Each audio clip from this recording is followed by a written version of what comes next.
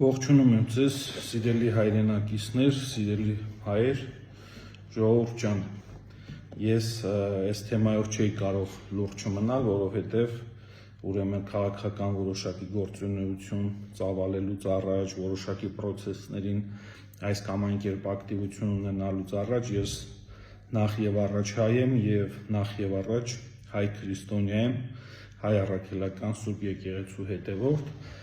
Վերջին իրադարձությունները շատ կարևոր են, որպեսզի մենք սրան ուրեմն անդրադարձ ունենանք եւ հազվադեպ լինում, որ ես խնդրում եմ, որ ուրեմն իմ այս վիդեովերսները տարածեք, սա այդ հազվադեպ դեպքերից մեկն է, խնդրում եմ տարածեք, որպեսզի որքան հնարավոր է շատ մարդ իմանա։ Ես որոշել եմ այս վիդեո ուրեմն տեսանյութը բաժանեմ երկու մասի, մեկը առանձին կվերաբերվի ուրեմն աստվածաշնչյան դրույթներին եւ կանոնական կարգերին, թե ինչ կանոնական կարգեր են խախտել եւ ինչպես են աստվածաշնչյան կանոնական կարգերը ուրացել այս կամ այն հոգեվորականները, եւ երկրորդ արդեն այդ ամեն ինչի քաղաքական մեկնաբանումը։ Վերջին օրերին դուք կհիշեք, որ հայտնի ձայնագրություն տարածվեց համացանցում, որտեղ Ոմն Ամբեղա Երնջակյան Տեր Նաթան Սրբազանի հետ ուրեմն հեռախոսազրույց էր ունենում, այս հեռախոսազրույցը տարածվեց համացանցով, որտեղ չգիտես ինչի միայն այսպես մարդիկ ուշադրությունը դարձրեցին այն հանգամանքի վրա, երբ որ Աբեղան հայտարարում է, որ կաթողիկոսն ասում է մորդ կվերցնես կգնաս միտինգի, բայց շատ ավելի կարևոր ուրեմն հարցին քրիստոնեական առումով ոչ մեկ անդրադարձ չկատարեց եւ ես որոշեցի այդ բացը լրացնել։ Տեսեք, ես ինչու հոգևորական չեմ, կամ Պողոս ինչու հոգևորական չի եւ Պետրոսն ինչու հոգևորական չի, որովհետեւ հոգևոր կյանքը ընտրելուց առաջ մարդ պետք է նախ եւ առաջ, այսպես ասած, կայացնի հոգևոր մահապարտության որոշումը։ Կհիշեք, որ Միքայել Սրբազան Աջապահյանը իր հարցազրույցներից մեկում խոսել է սրա մասին, որ բարձրագույն հոգևորական դասը, ինչու՞ չէ, նաև առհասարակ հոգևորականները նրանք մահապարտներ են։ Այսինքն իրենց զրկում են բազմաթիվ աշխարհիկ վայելքներից, աշխարհիկ կյանքից եւ իրենց կյանքը նվիրում են Աստծուն։ Եվ հոգևոր ասպեկտում կյանքը Աստծուն նվիրելը իրենից ենթադրում է շատ ավելի մեծ ուրեմն ջանքեր, շատ բազմապատիկ անգամ մեծ ավել ջանքեր, քան դա պահանջում է մեզ աշխարհիկներից, որովհետեւ պատարագին մասնակցելուց անմիջապես հետո մենք կրկին մեղքեր ենք գործում, հետևաբար ես ինչու չեմ ընտրում հոգևորականի ուղին, որովհետև ես գիտեմ, թե ես այդ ուղին ընտրեմ, հաստատ ես շարունակելու եմ, ես դեռ պատրաստ չեմ այն հոգևոր ուրեմն առաքելությանը, այսպես ասած, որ ընտրեմ ուրեմն Քրիստոսին ամբողջապես որդիաբար նվիրվելուն որպես հոգևոր հայր կամ հոգևոր սպասավոր, հույսով եմ հասկացա։ Հիմա եկեք խոսենք նրանից, թե ինչու այս ձայնագրությունը այսքան շատ մեծ արձագանք գտավ համացանցում եւ ես տեսա ոչ միայն իշխանամետ շրջանակներից, ընդդիմադիր շրջանակներից էլ որոշակի տարակուսանք կար այդ ձայնագրության հետ կապված, որտեղ Աբեղա Երնջակյանն ասում է, ախր ես մայր ունեմ, ուզում եմ, որ ինձ այստեղ նշանակեք, որ ես կարողանամ մորս տիրություն անել եւ այլն եւ այլն։ Հիմա նայեք, հարգելի ժողովուրդ, մենք լինելով հայ առաքելական Սուրբ եկեղեցու հետևորդներ, այս կամ այն ուրեմն կարծիքը կարող ենք հայտնել եւ դա լինի մեր սուբյեկտիվ կարծիքը այնքանով, որքանով որ մենք պատկերացնում ենք առհասարակ հայ քրիստոնեական ուղղադավան հավատքի ուրեմն կանոնները եւ այլն եւ այլն։ Հայ ժողովուրդը շատ է սիրում հավատքի նկատմամբ իր պարտականությունները հարմարեցնել իրեն, ինչը իրեն հարմար է, ինքը դա իր համար ձևակերպել որպես ճշմարիտ ուղի, համակերպվել դրա հետ եւ համարել, որ ինքը իրականում ոչ մի մեղ չի գործում։ Լսած կլինեք, չէ՞, որ ասում են ես եկեղեցի չեմ գնում, եկեղեցին իմ մեջ է, Տերն ինձ ինչ կարող է ասել, ես իմ Աստծո հետ զրուցում եմ եւ այլն եւ այլն։ Սրանով մարդիկ արդարացնում են իրենց, թե ինչու իրենք հոգեոր պրակտիկայով չեն զբաղվում։ Ես համոզված եմ, որ նմանատիպ մարդիկ ուրեմն հասու չեն դեռևս Աստվածաշնչին եւ դեռևս Աստվածաշունչը չեն կարդացել։ Ինչ վերաբերում է կոնկրետ այս դեպքի հետ կապված, այս դեպքի պատասխանները մենք կարող ենք տալ սուբյեկտիվ ձևով, ճիշտ է նիկոլականները դա տալիս են չարի ուրեմն ասպեկտի տակ, բայց մենք կարող ենք տալ սուբյեկտիվ ձևով, բայց եթե ինչ վերաբերվում է, ասենք, հոգևոր ընկալումներին, բոլոր հարցերի մեկ պատասխան կա եւ այդ պատասխանը ամփոփված է այստեղ։ Ես հիմա ավետարանից չեմ զլացել, հատուկ մասեր եմ հանել, թե ինչ է նշանակում առհասարակ հոգևոր սպասավորությունը։ Արագ անցնենք, ուրեմն նայեք, Մատթեոս 10:37-39, ով որ սիրում է իր հորը կամ մորը ինձնից ավելի, ինձ արժանի չէ, եւ ով որ սիրում է իր որդուն կամ իր դստեր ինձնից ավելի, ինձ արժանի չէ, եւ ով որ իր խաչը չի վերցնում եւ իմ հետևից չի գալիս, նա ինձ արժանի չէ, ով որ իր կյանքը գտնի, նա կկորցնի այն, եւ ով որ իր կյանքը կորցնի իմ համար, նա կգտնի այն։ Այստեղ ուրեմն Քրիստոսը չի քարոզում բառացի մերժում կամ ատելություն ծնողների նկատմամբ, այլ հուշում է հոգևոր առաջնայնությունը եւ այսպես հաջորդ պունկտերով կանք, հետո ես կմեկնաբանեմ։ Նայեք, Մատթեոս 19:29, եւ ով որ թողել է տներ կամ եղբայրներ կամ քույրեր, կամ հոր կամ մոր կամ կնոջ կամ որդիներ կամ արտեր, իմ անվան համար նա 100-պատիկ կստանան եւ հավիտենական կյանք կշարժանգի։ Սա կրկին վերաբերվում է հոգևոր առաջնայնությանը։ Ղուկաս 14:26, եթե մեկը գալիս է ինձ մոտ եւ չի ատում իր հորն ու մորը, կնոջը, որդիներին, եղբայրներին, քույրերին, անգամ իր սեփական կյանքը նա չի կարող իմ աշակերտը լինել։ Այստեղ ատել բառը բառացիորեն մի հասկացեք, որովհետեւ դա նշանակում է նախապատվություն չտալ։ Այստեղ Քրիստոսը ատել ասելով դա ի նկատի ունի։ Մարկոս 10:28-30, Պետրոսն ասաց նրան, ահա մենք ամեն բան թողեցինք եւ քեզ հետևեցինք։ Հիսուսը պատասխանեց. ճշմարիտ եմ ասում ձեզ, ոչ ոք չկա, որ թողած լինի տուն կամ եղբայրներ, կամ քույրեր, կամ հայր կամ մայր, կամ կին կամ որդիներ, կամ արտեր եւ իմ ավետարանի համար, եւ չստանա այժմ այս ժամանակում 100-պատիկ եւ գալիք դարում հավիտենական կյանք։ Ղուկաս 9:59-62, եւ մեկ ուրիշին ասաց. եկ եւ իմ հետևից եկ։ Իսկ նա ասաց. Տեր, թույլ տուր, որ նախ գնամ եւ հորս թաղեմ։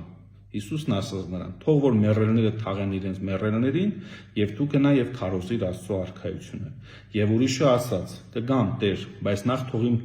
ուրեմն տանը հրաժեշտ տամ եւ իմ մարդկանց։ Հիսուսն ասաց. ոչ ոք, որ ձեռքը գցում է արորը եւ ետ է նայում, հարմար չէ Աստծո արքայության համար։ Սա այն ամենաբնորոշ հատվածներից է, որտեղ Քրիստոսը շեշտում է, որ եթե դու որոշել ես կյանքդ նվիրել քրիստոնեական վարդապետությանը եւ առհասարակ Քրիստոսին, մեր Տեր Հիսուս Քրիստոսին, դու պետք է պատրաստ լինես նախապատվությունը չտալ, ուրեմն քո ծնողական ուրեմն սիրուն, որդիական սիրուն, ծնողների նկատմամբ եւ այլն եւ այլն։ Եվ սա պետք ամրագրված է եկեղեցու կանոնական ուրեմն օրենքների հիմքում։ Տեսեք, այնտեղ Աբեղա Երնջակյանն ասում է, ես ինչու են ինձ ուրեմն Վանաձորում ինչ-որ մատուռում նշանակել, այլ ոչ թե այն գյուղում, որտեղ իմ մայրն է ապրում։ Շատ կներես Աբեղա Երնջակյան, դու ով ես, որ նման պահանջ ներկայացնես եկեղեցու վերադասին։ Եկեղեցու վերադասը որտեղ որ հարմար է գտնում, քեզ այնտեղ պետք է նշանակի եւ եկեղեցու կանոնական օրենքների մեջ եւ առհասարակ դուք տեսաք նաեւ ավետարանի մեջ, ուրեմն հոգեվորականը եւ առհասարակ Քրիստոսի վարդապետության հետևորդը չպետք է պահանջ ներկայացնի, թե իրեն ինչ կերպ է հարմար հետևելու Քրիստոսի վարդապետությանը։ Հետևաբար, ինչ վերաբերվում է Աբեղա Երնջակյանի այս պահանջներին եւ այս հոգևորականին ոչ հարիր կապրիզներին, սրա վրա ուշադրություն դարձրեք, որովհետև եթե այս կամ այն հոգևորական օրինակ Ամասիայից է, նա կարող է հոգևոր ծառայության նշանակվել Մեղրիում, իսկ ով մեղրեցի, նա կարող է հոգևոր ծառայության նշանակվել Տավուշում։ Մենք գիտենք, որ եկեղեցին հիերարխիկ կառույց է եւ այնտեղ նմանատիպ որոշումները կայացնում են համապատասխան մեր սրբազան հայրերը եւ գալով ամենասկզբին ես ինչու շեշտեցի, որ ես դուք Պողոսը Պետրոսը հոգևորական չէ, որովհետեւ մենք պատրաստ չենք մեր հորն ու մորը թողնելու եւ մեր կյանքը նվիրելու Քրիստոսի վարդապետությանը։ Եվ եթե Մաբեղա Երնջակյանը որոշել է, որ իր կյանքը պետք է նվիրի Քրիստոսի վարդապետությանը, նա պետք է ինչին համահունչ ապրի իր կապրիզներին, թե այն ուսմունքին, որը զետեղված է Սուրբ գրքում։ Սա այս մասով, որ ուրեմն այսպես եկեղեցականի անհնազանդությունը ոչ միայն եւ եկեղեցական այս նմանատիպ կապրիզը ոչ միայն քրիստոնեական վարդապետությանն է դեմ զուտ քրիստոնեական վարդապետությանը հետևելու ուրեմն կոնտեքստում, այլև հնազանդության կոնտեքստում, ինչին որ մենք առաջիկա րոպեներին կանադառնանք։ Երկրորդը հնազանդության մասին ուրեմն Սուրբ գրքի հատվածներն են, որտեղ հստակ եւ այսպես ասած ողջ իր բովանդակությամբ այն ուղենիշներն են, որով պետք է ապրի ուրեմն հոգևորականը։ Հայ առաքելական եկեղեցու եւ առհասարակ ուղղափառ ավանդության մեջ հնազանդությունը քահանայի գլխավոր առաքինություններից մեկն է։ Մենք իմացանք քիչ առաջ, որ Տեր Արամ ուրեմն քահանան կարգալույծ է արվել հնազանդության կանոնները խախտելու համար եւ այլևս Ստեփան Ասատրյան անունով անցել է աշխարհիկների շարքը։ Ինչ է ուրեմն ասում Սուրբ Գիրքը հնազանդության մասին, ես հիմա ձեզ կներկայացնեմ։ Եբրայեցիներին 13-17։ Ես հիմա խոսում եմ զուտ հոգևոր կանոններից, այնինչը, ինչը որ զետեղված է Աստվածաշնչում։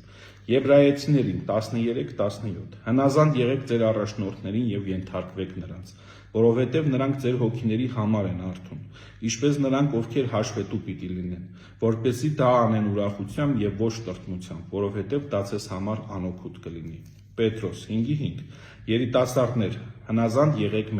մեծեր այստեղ հոգևոր հայրերին նկատի ունի,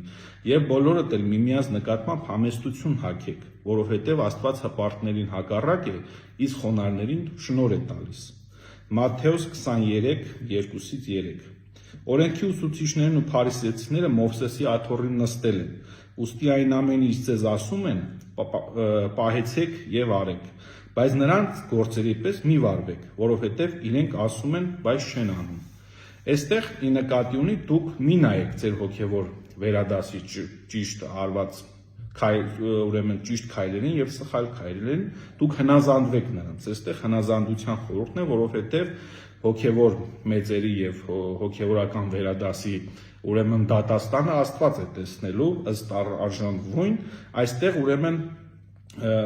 Մատթեոսի մեջ նշվում է, որ դա ձեր իրավասության մեջ չի մտնում, ձեր իրավասության մեջ մտնում է միայն ու միայն հնազանդ լինելը։ Եվ մի քանի մեջբերումներ ուրեմն հայ առաքելական եւ առհասարակ քրիստոնեական եկեղեցու մեծերից Իգնատիոս Անտիոքացին առաջին դար Հնազանդ եղեք եպիսկոպոսին, ինչպես Քրիստոսն է հնազանդ հորը, եւ քահանայությանը, ինչպես առաքյալներին, առանց եպիսկոպոսի ոչինչ մի արեք եկեղեցում։ Սա Իգնատիոս Անտիոքացին է ասել։ Գրիգոր Տաթևացին եկեք տեսնենք ինչ է ասում։ Քահանան, որ չունի հնազանդություն իր առաջնորդին, տվյալ դեպքում իր թեմի առաջնորդին, իբրև ծառա առանց տիրոջ է, որքան բարձր է հնազանդությունը, այնքան կատարյալ է նրա ծառայությունը։ Այսինքն, եթե դու կատարյալ իրականացնում ես քո ծառայությունը, դու որպես քահանա քո գործառույթները իրականացնում ես քրիստոնեական վարդապետությանը զուգահեռ, քո վարձքը արդեն հարուրապատկված է երկնքում եւ կրկին անգամ քո գործառույթների մեջ չի մտնում քննել քո վերադասի այս կամ այն արած քայլը, որովհետեւ նորից եմ կրկնում, որ եկեղեցական ուրեմն փիլիսոփայության մեջ ըստ հիերարխիկ աստիճանակարգության մարդիկ իրենց արժանի պատիժը եւ արժանի շնորհը ստանալու են դատաստանի օրը։ Այսինքն Աստված է որոշելու այս կամ այն եպիսկոպոսը, այս կամ այն կաթողիկոսը ճիշտ է վարվել, թե սխալ է վարվել։ Ինչ վերաբերում է կանոնական կարգերին, քահանան հայ առաքելական եկեղեցու կանոններով քահանան երդվում է հնազանդ լինել իր թեմական առաջնորդին եւ կաթողիկոսին։ Սա արդեն մեր եկեղեցու կոպիտ ասած սահմանադրությունն է։ Նրա ծառայությունը կատարվում է առանց անձնական նախաձեռնության, եթե այն չի ստանում որ վերադասի օրհնությունը։ Հնազանդությունը դիտվում է որպես հավատարմություն եկեղեցու միաբանությանը։ քահանայի հնազանդությունը գաղափարական իմաստով, ուրեմն խորհրդանշում է Քրիստոսի հնազանդությունը հորը, պահպանում է եկեղեցու միասնությունը, պաշտպանում է սրբազան կարգը եւ աստիճանակարգությունը, ձևավորում է խոնարհություն եւ ծառայողական հոգի։ Սա ուրեմն զուտ քրիստոնեական եւ քրիստոնեության կանոնական հիմքի։ Մենք տեսանք, որ Տեր Արամը խախտել է հնազանդության կարգը եւ ես եւ բազմաթիվ հայ առաքելական Սուրբ եկեղեցու հետևորդներ այսպես կես պահանջ, կես խնդրանքով միշտ խնդրում էինք վեհափառ հայրապետին, որպեսզի կարգալույծ արվի եւ շնորհակալություն վեհափառ հայրապետին, որ չգիտեմ իր հավատավոր հոտի հորդորներին անսալով, թե քրիստոնեական կանոնական կարգի դրույթներին անսալով, վերջապես Տեր Արամը կարգալույծ արվեց։ Հիմա եկեք սրա քաղաքական մեկնաբանությունը տանք եւ հասկանանք, թե ով էր առհասարակ Տեր Արամը եւ ինչ է նա պատրաստվում անել։ Գիշեք, որ Տեր Արամը օրեր առաջ հայտարարեց, որ Նիկոլ Փաշինյանին հրավիրել է ուրեմն պատարագի Սուրբ հաղորդություն ստանալու։ Ես ձեզ հավաստիացնում եմ, որ Նիկոլ Փաշինյանը հայ առաքելական Սուրբ եկեղեցու հետևորդ չէ, Նիկոլ Փաշինյանը հայ առաքելական Սուրբ եկեղեցու թշնամի է։ Այն, որ թշնամի է, դուք բոլորդ գիտեք։ Նիկոլ Փաշինյանը վերջին առնվազն 6 ամսից մի տարվա ընկած ժամանակահատվածում չի մասնակցել գրեթե, ոչ թե գրեթե, չի մասնակցել գեթ 1 պատարագի։ Գեթ 1 անգամ նա հայ առաքելական եկեղեցու պատերից ներս հաղորդություն չի ստացել։ Գեթ 1 անգամ, ուրեմն մեղքերի քավության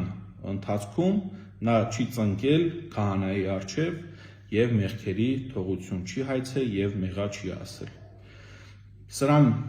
միևնույն զուգահեռ իրականության մեջ Նիկոլ Փաշինյանը առիթը բաց չի թողնում, ուրեմն արտերկրում կաթոլիկ եկեղեցու հոգևոր սպասավորներից, կարդինալներից հաղորդումներ ստանալու եւ այլն եւ այլն։ Իմ համոզմունքով Նիկոլ Փաշինյանը աղանդավոր է, բայց ես նաև ողջամիտ կասկածներ ունեմ, որ Նիկոլ Փաշինյանը հակված է շատ ավելի, այսպես իր քրիստոնեական գաղափարական ընկալումները կապել կաթոլիկ եկեղեցու հետ։ Մենք հայ առաքելական եկեղեցու զավակներ ենք եւ հայ առաքելական Սուրբ եկեղեցին մենք գիտենք, որ բացի քրիստոնեական վարդապետությունը առավելագույնս կառույց լինելուց բացի, նաև հայ առաքելական Սուրբ եկեղեցին խիստ հայ ազգային կառույց է։ Եվ այստեղ մի քիչ ես ուրեմն Արամ կաթողիկոսի գործառույթները եւ այլն տեսնելով Նիկոլ Փաշինյանի այսպես քծնանքը կաթոլիկ եկեղեցու նկատմամբ տեսնելով ես որոշակի այլ ողջամիտ կասկածներ ունեմ, որի մասին հիմա չեմ խոսի, որովհետև դրա մասին խոսելուց անհրաժեշտ որևէ հիմքերի պետք է տիրապետել, բայց մեկ էլ հանկարծ Տեր Արամը հրավիրում է Նիկոլ Փաշինյանին պատարագի մասնակցելու։ Ինչ որ մեկը կասկածում է, որ Նիկոլ Փաշինյանը հագնելու է այդ հայ առաքելական Սուրբ եկեղեցու հետևորդի դիմակը եւ մտնելու է եկեղեցի, ծնկելու է,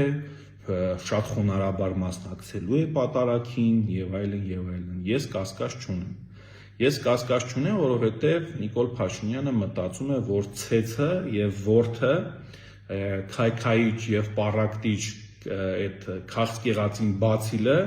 ինքը նետել է արդեն հայ առաքելական եկեղեցու մեջ եւ եկեղեցին ներսից քանդելու համար Նիկոլ Փաշինյանը պատրաստ է նույնիսկ պատարագի մասնակցել։ Այստեղ ուշագրավն այն է, որ Տեր Արամը քիչ առաջ շատ ներողություն Ստեփան Ասատրյանը քիչ առաջ ուրեմն գրառում կատարեց համացանցում եւ նշեց, որ հավատավոր հոտին հրավիրում է պատարագի։ Այստեղ արդեն հստակ երևում է Ստեփան Ասատրյանի իրական կերպը եւ իրական էությունը մարդկային։ Նա շատ լավ գիտի, որ խախտում է հայ առաքելական Սուրբ եկեղեցու կանոնները, որովհետև տվյալ դեպքում Հովանավանքի եկեղեցին, մնացած երբեմնի Տեր Արամի ուրեմն ծառայության վայրեր հանդիսացող տարբեր եկեղեցիները հայ առաքելական Սուրբ եկեղեցու սեփականությունն են եւ այնտեղ հոգեվոր սպասավորություն իրականացնելու են նրանք, ովքեր օծյալ քահանաներ են, ովքեր ունեն իրավասություն հայ առաքելական Սուրբ եկեղեցու անունից իրականացնել հոգևոր ծառայություն։ Ստեփան Ասատրյանը չի հանդիսանում հայ առաքելական եկեղեցու սպասավոր, հետևաբար Ստեփան Ասատրյանը իրավունք չունի օկուպացնել Հովանավանքի եկեղեցին, որովհետև դա հայ առաքելական Սուրբ եկեղեցու ուրեմն սեփականությունն է։ Այլևս Ստեփան Ասատրյանը, եթե որևէ գործառույթ իրականացնի Հովանավանքի եկեղեցուն, Հովանավանքի եկեղեցին ակամայից կդառնա աղանդավորական որջը, որովհետև այնտեղ հոգևոր սպասավորություն իրականացնողը օծյալ չէ, չունի ուրեմն կարգալույթ հռչակված է եւ չունի իրավասություն։ Այստեղ արդեն Հովանավանքի մեր ժողովուրդը, հավատավոր ժողովուրդը, տրվելով հերթական անգամ էմոցիաներին, տրվելով հերթական անգամ հույզերին, պետք է եւ իրենց դերակատարությունը այս ամենին կայանալու են նրանով, որ նրանց պետք է ուրեմն Ստեփան Ասատրյանը եւ Նիկոլ Փաշինյանը նրանց դարձնեն կենթանի վահան իրենց եւ հայ առաքելական Սուրբ եկեղեցու միջև։ Մենք տեսանք, որ մարդկանց հույզերի վրա խաղալով Նիկոլ Փաշինյանի աղանդավորների դեսանտներով գնացել եւ արգելափակել էին Հովանավանքի եկեղեցու մուտքը, որպեսզի այնտեղ նշանակված հոգևոր սպասավոր Տեր Մանուկը ներս չգործի։ Ես այդ մարդկանց չեմ թիրախավորի, որովհետև այստեղ նաև ինչու՞ չէ հայ առաքելական եկեղեցու հոգևոր վերադասի բաց թողումը կա, որովհետև դեռևս չի հաջողվել մարդկանց ել ավելի մոտեցնել Աստվածաշնչին եւ Աստվածաշնչյան կանոններին, սա արդեն խնդրի մյուս կողմն է, եւ այս պարագայում Հովանավանքի բնակիչները չհաշված նիկոլական աղանդավորներին ես ուրեմն հաշվի մեջ չեմ մտցնում, որովհետև դրանք իրենց հոգիները վաճառած, Նիկոլ Փաշինյանին իրենց մեսիա հռչակած ինչ-որ անհոգյան սկզբունք արարածներ են, ես նրանց հետ խոսելիք չունեմ, Հովանավանքի մեր հավատավոր ժողովուրդը չտիրապետելով այս կանոնական կարգերին, հնարավոր է, որպեսզի օգտագործվի եւ ակամայից դառնա կենթանի պատ հայ առաքելական Սուրբ եկեղեցու եւ հայ առաքելական Սուրբ եկեղեցին ներսից քանդողների միջև եւ ակամայից չհասկանալով փորձի պարարտացնել չարի հողը, որպեսզի հայ առաքելական եկեղեցին ել ավելի շատ ուրեմն վնասներ կրի։ Հետևաբար ինչու եմ խնդրում, որ այս վիդեո վերցը տարածեք, որպեսզի մեր հավատավոր ժողովուրդը տեսնի, որ աստվածաշնչյան կանոններ գոյություն ունեն եւ բազմաթիվ այլ կանոններ գոյություն ունեն, ըստ որոնց Ստեփան Ասատրյանը եւ Աբեղա Երնջակյանը, չգիտեմ այդ Աբեղան կարգալույց արված է թե ոչ, կամ առհասարականում են աբեղաներին կարգալույց, ես դա չգիտեմ, խախտել են քրիստոնեական վարդապետությունը։ Մենք գիտենք, որ Հայաստանում գործում են բազմաթիվ ուրեմն աղանդավորական կազմակերպություններ, ովքեր կրկին անգամ Աստվածաշունչ են քարոզում, Աստծո խոսք են քարոզում եւ այլն, բայց մենք ինչու ենք համարվում հայ առաքելական Սուրբ եկեղեցու հետևորդներ, որովհետև հայ առաքելական Սուրբ եկեղեցին դա մեր ինքնությունն է, դա մեր մարմնի բջիջն է, մեր գենետիկ հիշողությունն է, դա մեր DNT-ն է, դա մեր պատմության վերջին 1700 տարիների ընթացքն է, այսինքն դա մենք ենք եւ եկեղեցին Աստծո տունն է։ Հետևաբար այդ եկեղեցին, որը կառուցվել է մեր ուրեմն հայ առաքելական Սուրբ եկեղեցու հետևորդ հանդիսացող ուրեմն եպիսկոպոսների, կաթողիկոսների, իշխանների ուրեմն միջոցներով, այնտեղ աշխարհիկ անձը իրավունք չունի իրականացնելու հոգևոր սպասավորություն։ Եվ այստեղ կրկին մենք գալիս առերեսվում ենք քրիստոնեության վարդապետությունը մեր սուբյեկտիվ մենթալիտետով վերլուծելու այս վատ եւ արատավոր երևույթին։ Մենք չէ, ավելի ճիշտ Օհանավանի բնակիչները օրինակ կարող են ասել մի քանի ամիս շփված լինելով Տեր Արամի հետ, նրա այդ նվաղած ձայնը լսելով, նրա այդ փխրուն վիճակներին, այսպես փխրուն վիճակները շատ սիրելով, այս կամ այն հետաքրքրություններից դրդված կարող են ասել մեզ հետաքրքիր չէ, մենք ուզում ենք Տեր Արամը լինի, այսպես կապրիզներ անեն, բայց սիրելի ժողովուրդ, ինչպես Հայաստանի Հանրապետությունը ունի օրենքներ եւ ինչպես Հայաստանի Հանրապետությունը ունի սահմանադրություն, այնպես էլ Հայ առաքելական եկեղեցին ունի կանոններ։ Եվ եթե դուք ձեզ համարում եք Հայ առաքելական Սուրբ եկեղեցու հավատավոր զավակներ, ձեզ համար ձեր հոգևոր սահմանադրությունը պետք է առաջին հերթին լինի Աստվածաշունչը, ինչի կանոնական կարգերը քիչ առաջ ես ընթերցեցի,